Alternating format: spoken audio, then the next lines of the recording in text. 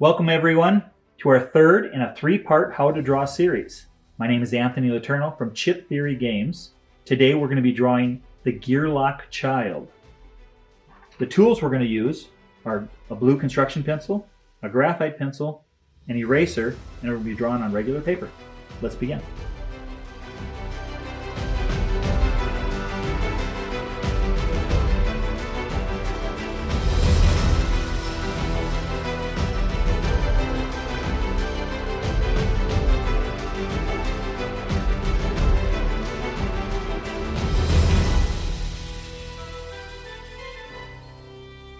Well, when we begin, I always start with my construction blue. And the reason I do that is that it doesn't force me to commit to anything real early. So I use that and I can kind of see my construction lines before I come back and tie them down with my graphite lines. So with the blue, I will start with a sphere to kind of give me placement for the head. And when I place it here, I want to do a full figure. So I want to make sure that I have that sphere placed in an area that if I add additional spheres below, that I can space it within my paper size appropriately. And I think that's about right for me. So we're going to start with the head there. Now I want to add a center line that just kind of keep me symmetrical. And on this sphere, I want to add his chin line. He kind of has a square, more flat chin line.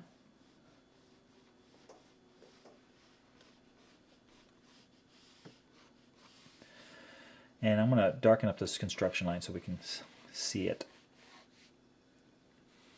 And then the eyes will land almost dead center. What I mean by that is equal space between the eyes in the top of the head and the eyes in the bottom of the chin. It's going to land right there in the center portion. So let's just do kind of an X right across the center of that circle. And the bottom of the eyes, I'm going to land on the above that horizontal line on the left and on the right, giving about an eye's distance here between the two eyes, if that makes sense. So we have one eye here. If you visually kind of think of another circle here being in the middle, and then your right eye will be about there. Okay, then the nose. We're going to land that nose right below that horizontal line and right on the center of that vertical line. And it's a little button cute nose. We don't want it too big, but we also don't want it too small, so it reads real clearly as a little button toddler nose. Okay, so we have left, right. I'm going to just kind of square this out, darken it up a little bit just as I'm working, making sure everything's staying symmetrical, left and right equal. Put some eyebrows in there. His mouth is next. I like to land his mouth, the beginning of his top lip, about a nose distance below his nose. So visually, in your mind's eye, kind of picture a nose size below his nose, and then that's where his mouth, his upper lip will begin. And we're going to end the edge of his mouth inside where that eye, corner of the eye is, and curve it up and equal over on this side. And it doesn't have to be completely symmetrical in height. Sometimes I like to kind of make it a little lopsided a little bit. Kind of makes him with a little side smirk. So we have that, and then we're going to add his bottom lip. Again, about a nose height again. So picture that kind of in there where about the size of his tongue is about the size of his nose. And we'll add some dark corners. And don't forget his little teeth in there. Okay, so I'm real happy with how that is. And then his chin will be kind of a little bit darker underneath that bottom lip right there. Okay. All right, now we need to add Baby Gilly's headband, his weapon holder, his tool holder. So that will follow the arc of his eyebrows. Keeping in mind that this head is a sphere, So this band just kind of follows the contour of what a sphere would be around the edges of the top of his skull, and then just a little bit beyond the height of his skull. All right, so there's his headband. We have his eyes, we have his nose, his mouth, missing his ears, the signature of Gearloc. So we want to land these ears above the horizontal line that we have construction for the nose, and kind of dying off right at that headband height. So that's where we're going to begin his ear construction. Left and right side, right at the headband height, which is above that horizontal line. And I'm going to go out about the half the width of the head. So picture this size here. We're going to go out about that distance again, horizontally. And I want to bring this bottom a little bit, just a hair lower than where I have his bottom lip coming in. And that's where it's going to start on both sides. And we'll just tie that up to the corner up there where his tip of his ear is. You can almost say it's like a leaf shape. And I kind of wanted that, being that he is gilly. And he's got leaves tied all up in his head. We're going to do some inside construction. Ears are complicated, but I simplify it just by simply thinking of it like a D shape, and then on the right side, and then on the left side obviously would be reversed of that. And then some inside structure. Okay, so we have his head. Let's add some leaves up here.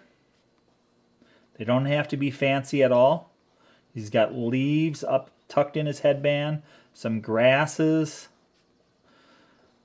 some sticks, and these will all be tied down once we get to our dark line. I just need to kind of see if that's filling out the way I want it to be.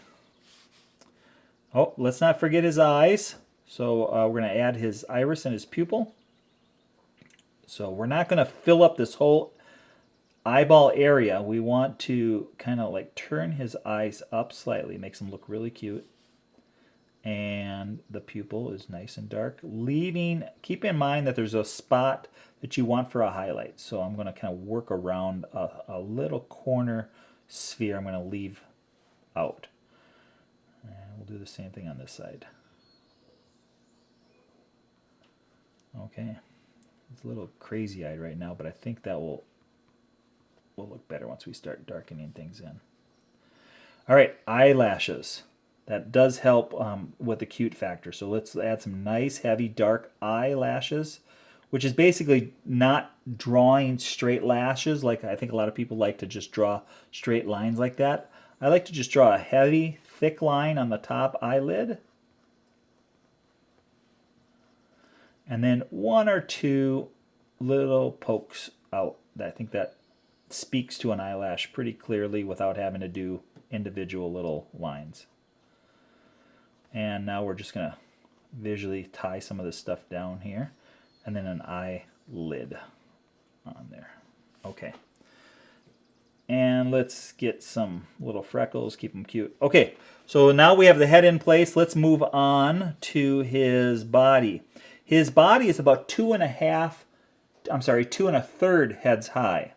So we're going to take this idea that we have here for his head and kind of visually place that same size.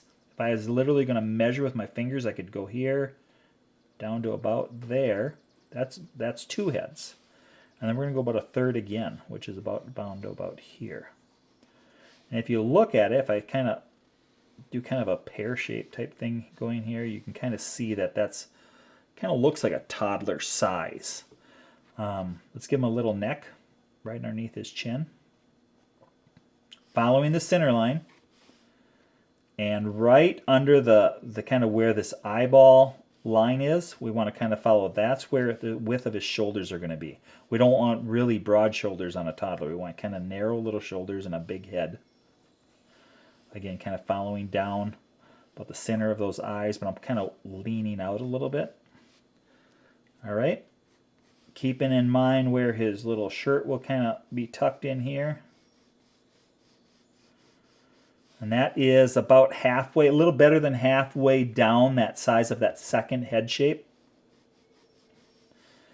And then I want to put his shoulders in here. So we got left and right shoulders.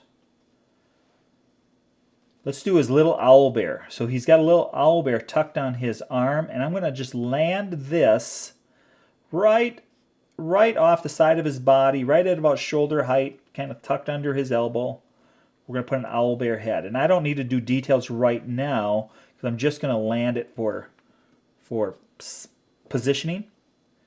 But I want him to be holding it with his arms. So following the bottom of this owl bear head, I want to kind of do his forearm. And he's got it kind of tucked in there. So I'm just kind of doing a square shape underneath this sphere for the owl bear's head is going to be his forearm. So if you can imagine his top of his arm, and then that forearm kind of comes through there, and then his wrist and hand will be right here. We're going to signify that just with a sphere. And we'll get back and tie that down in a little bit, but I just want to kind of keep in mind that that's where everything is going to be placed. He has another arm over here, and being Gilly, we want him holding up an arrow from his target practice. So same idea. I want this left arm kind of following that same shape, keeping in mind the distance from the shoulder to the elbow is going to be the same distance from the elbow to the wrist. So I'm just kind of visually looking at those spaces. And I want to put a wristband on him. So we're kind of doing a rectangle shape right here. And then I'm going to do his hand right here, again, marked by just a sphere. Just kind of get position in there and see if everything's landing right in space. All right, so we have his hand. He's holding his owl bear. The owl bear is a little stuffed animal, so we want to poke its little stuffed animal feet coming out underneath his elbow.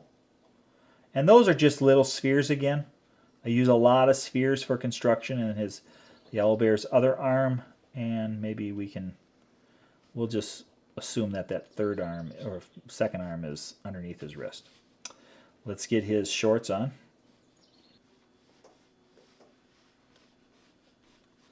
All right. And that, if you measure from the head down to there, that's kind of where all that's going to land. So the second head that you have visualized in there will be his entire torso down to about his knees. So let's put some circles there. Just kind of picture where the knees will land right under those shorts. All right, so knees and feet, the last little bit. I'm going to try to angle both of those down in towards that center line, like this and like this. And the purpose of that is just kind of give him a diminutive little feet that look cute, but yet read quickly. So, and feet are always a challenge. But if you think of feet as like wedges, so that's what I picture here when I'm drawing out feet, as I try to visualize a wedge in space. So here's looking at the frame here, we got left side and we got a wedge kind of sketched out here. And then I have another wedge kind of going in the other direction out here, if you can picture that. So that allows me just kind of picture how everything's going to land. And then we'll come back and tie down some toes and stuff in there. But I'm just wanting to make sure that everything is kind of landing where I want it to be. All right. And I kind of like that. So let's follow this outside knee, tighten it down. Inside, I want to bring that up a little bit. He has an ankle bone, so I just want to kind of symbolize that there and mirror it over on the other side. And the bottoms of his heels. Now we're just going to make sure that's the purpose of the symmetry line, to kind of follow that as best we can left and right. Okay, so here's where it gets a little challenging when we're dealing with toes and feet. How do you do all of those individual toes without making it look all clumped up together? So what I like to do is picture that big toe. Let's take care of that one first, and that's just basically symbolized by a box here. And that's going to land almost, if you notice here, the distance where this outside ankle is, that's kind of where I'm ending those toes at. Okay, so you can kind of see a little box. And then we have 1, 2 lines there. On the right side of that one, 1, 2 lines, and I'm following the contour of that foot. But if you do your counting, you'll notice I have 1 toe, 2 toe, 3 toes, 4 toes. We're still missing one, aren't we? So that's where I always kind of like bump that last one out, bump that one out there. So now we've got our 5 toes on each foot, 2 feet, shorts, everything. Let's get back to the hands. He's grasping that arrow. So when I draw, and I've been doing this my whole life, I still like to look at my hands when I'm drawing. So just kind of make sure where those fingers are falling. So I make a little fist and I visualize where the thumb comes in. So on the top of that sphere, look at your hand. You'll see that there's a thumb that comes in like that. That's just a little bean shape. And then there'll be another bean shape up, especially when you're grasping something on the inside. You'll see they're kind of like kissing together like that. Now, when you're grasping something, this top index finger will be the most extended out. So then the other fingers will come inside of that. So the outside fingers will kind of come in. Trying to keep in mind that they're all roughly the same size. And then that bottom pinky sometimes will land high. So I'm going to kind of move that one out a little bit. And the chunky part of his thumb. All right, so I'm happy with that. And his wristband, he has this little watch thing that he wears. So we'll put that on there. And this one, we're just going to make a fist, like he's kind of, same thing. Taking that sphere, dividing it equally, so we have a thumb shape kind of like coming up here, index finger, and the next group of fingers, just kind of evenly dividing that, adding that, similar like we did down here with the toes, we're going to add that little pinky finger kind of on the outside of that sphere. And now we're going to continue with that arrow. And since it's construction lines, I'm not worried that it's drawing over top of his ear, because that will all be covered when I tie things down. And put his arrowhead up here. It's a little sharpened with his knife. And down here, following that line. And then some fletches, which are just attached to the side of that arrow shaft. Okay, Owlbear's last little part that we're going to add on here, and then we'll tie it down.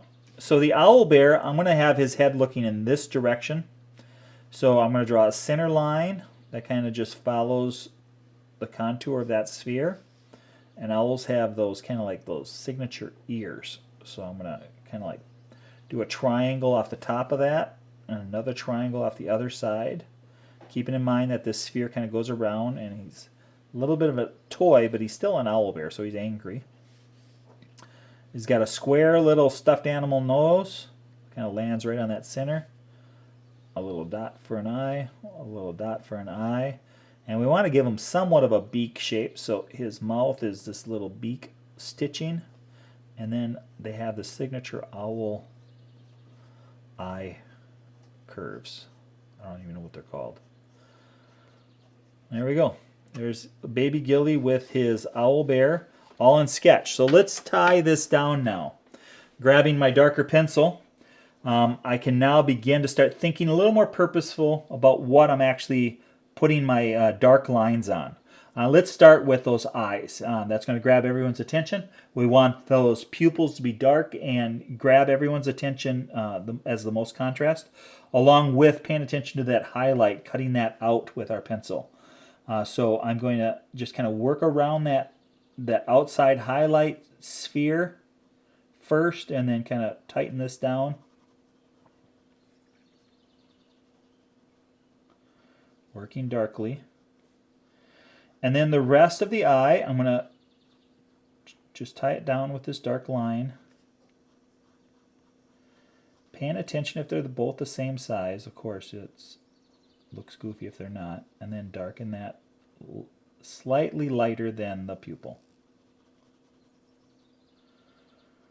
Leaving space, highlight space for that highlight. Second darkest area is going to be those eyelashes, so let's tie those down with a dark heavy line and tucking out those eyelashes.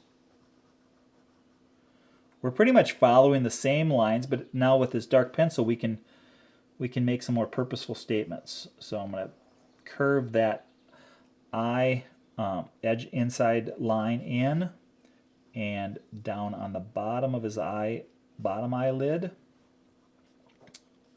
and his upper eyelid. And if you want, you can put a little hatching shade there. And his eyebrows.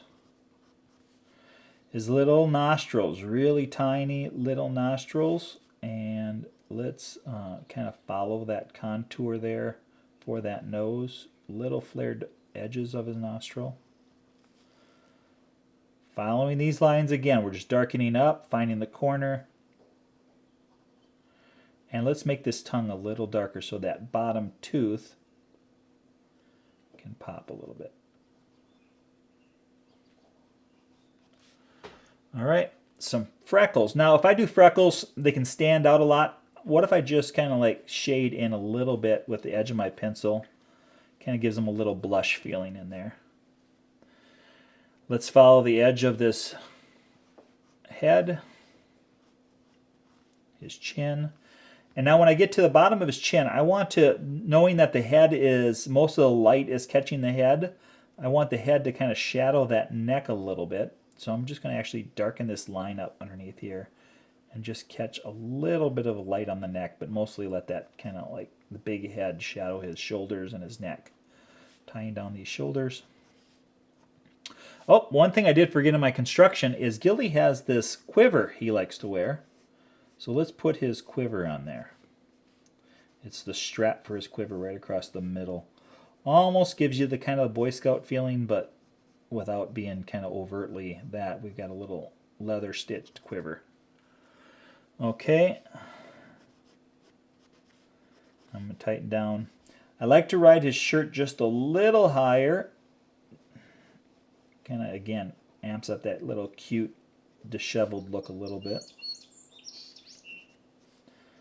And looking at some creases in his shorts, his pants.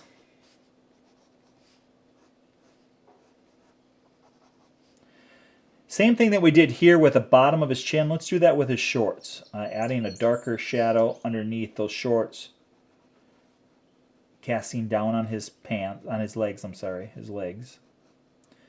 And now those construction lines help us because we can make some adjustments here, knowing that those construction lines are there, but they were kind of not tied down the way I wanted them. So I'm going to make some slight adjustments, make sure that outside of that shin looks good, symmetrical, that ankle bone, the back of the heel. You're working as symmetrically as you can. Let's take care of that toe and the meaty part of that toe foot.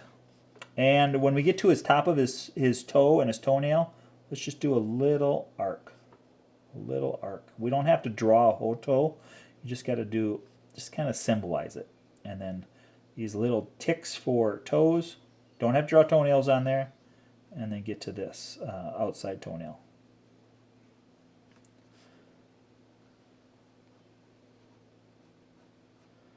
And then follow that. Okay, we're about halfway there. Let's work on this left arm, thinking that this is a watch band. And so he has this leather covering. Again, that's lashing just like on his quiver. So let's put some stitching on there. And the outside, I want to shade that in just a little bit. And let's work symmetrically, so let's take care of this other side too. Again, he's got another wristband on, so we'll do the same thing, shade it out a little bit. Let's tie down these hands. Again, the same thing. We got a thumb with a tiny little thumbnail.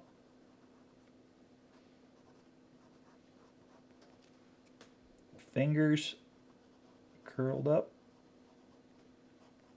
If you keep your fingers pretty small, relatively, they don't look really super adult-like. You want to kind of keep them toddler-looking, so keep them pretty small. All right, now we can draw our arrow And this can be darkened in because it's covering up that ear. And a little sharpened pin stick end, so it kind of has that little V like you've cut it with a knife. Maybe some lashings are holding on these quivers. I'm sorry, these fletches. Little notch back here for his string.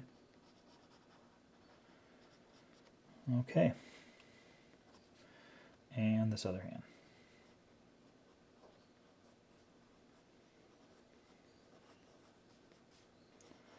Let's work on the owlbear. He's a stuffed animal, so let's kind of give him a little... He's a bear, so he's going to have bottom feet. We don't really have room to kind of do too much detail there, but we can put... Keeping in mind that the light's coming from above, same thing we did with the head, same thing we did with the shorts, we're going to do here with the wrist, overlapping those owlbear legs and the owlbear hand, kind of covering that end. Let's darken up that nose and the beak mouth, his little birdie eyes.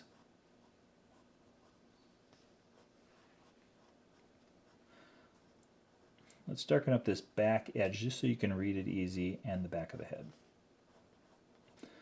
And of course we have the signature owl eye rings. Okay, we're getting there. Let's go back up and tie down some of these details on the head, including the ears. We're past the construction line phase, so we can just follow these same lines you made beginning and make adjustments as you need to. You might think they might need to go out a little farther, so that's what I'm going to do there. And I'll tell you, it is really good practice to do it this way, as far as starting with some construction lines and then drawing again a second drawing. It allows you, gives you the freedom to make some errors as you're doing those sketches, but it also develops in you a discipline of drawing things over and over and over again. I have, as I mentioned, been drawing my whole life, as long as I can remember, and it never hurts to continue to redraw something you've already drawn one time. It just hones your skills, and you've developed confidence with that. He has some stitching in here, so I'm going to go ahead and just put some of these ticks in here, like stitching for his little leather wrapped hat. Darken this whole thing up with the side of my pencil. If you want to, you could put hatch lines like this. That does a good job of signifying some dark tones. And then we can add some foliage. I'm doing that simply by following some of my blue lines, but you know, it's leaf shapes, triangles, randomness, along with some sticks. Sticks can be symbolized just straight lines, with some ticks on them to kind of give you some bark signals, some leaves. Very random. I'm not trying to be committed to anything. Just signify that there's branches and leaves and leaves and grasses. Some dark, some light.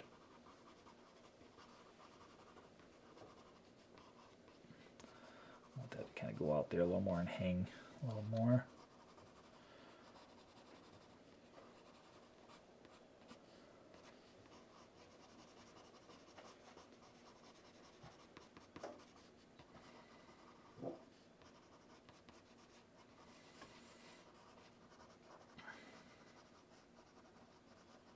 Okay, you can even put some berries. I've done that before.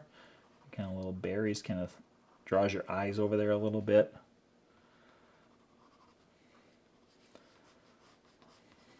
Okay, let's darken up his shorts, just kind of balance out. You got a little darkness there and there. And his little sash quiver. All right, there's our Gearloc Child. Give her a signature. Make sure everyone knows who did that. Thank you for joining us. See you next time.